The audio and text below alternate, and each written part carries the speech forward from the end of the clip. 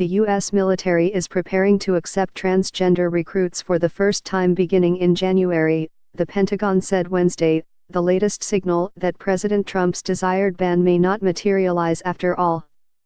Officials are taking steps to be prepared to bring in the first transgender recruits on January 1, as required by a federal court order issued recently, said Army Maj. David Eastburn, a Pentagon spokesman. He declined to comment further, citing open litigation, but said that the Defense Department and Justice Department are consulting on the issue. The Pentagon's acknowledgement comes a week after U.S. District Judge Colleen Kollar-Kotelly in Washington clarified an October injunction in which she blocked Trump's proposed ban on all transgender personnel serving in the military. The administration immediately sought to delay the January 1 deadline by which it must comply with the order, but Kollar-Kotelly denied that motion on November 28. In the days since, the administration has appealed its case to the U.S. Court of Appeals in Washington.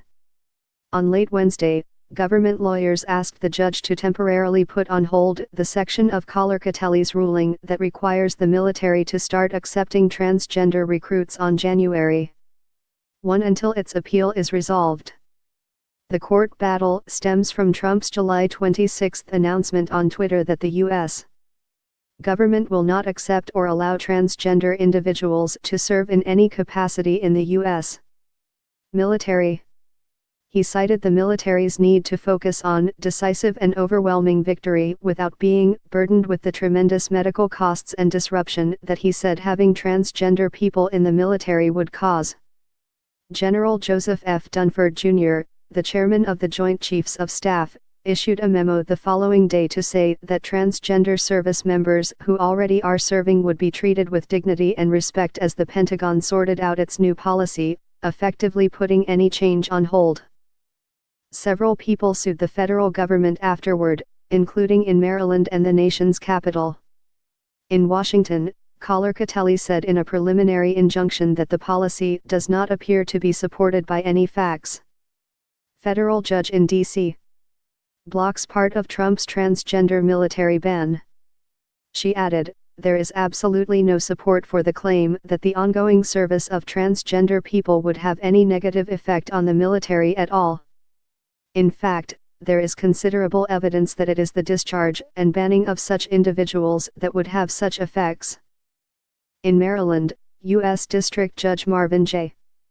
Garbus issued a ruling last month that went further, blocking the administration's ability to deny funding for gender reassignment surgery. In his ruling, Garbus wrote that transgender service members have demonstrated that they are already suffering harmful consequences, including the cancellation of surgeries and the inability to commission as an officer. In August, Defense Secretary Jim Mattis formed a panel of experts to review the military's transgender policy, saying then that the panel's members would provide advice and recommendations on the implementation of Trump's plan. Trump said in a memorandum that he wanted to restore the policy in place before the Obama administration's move to overturn the ban on transgender military service.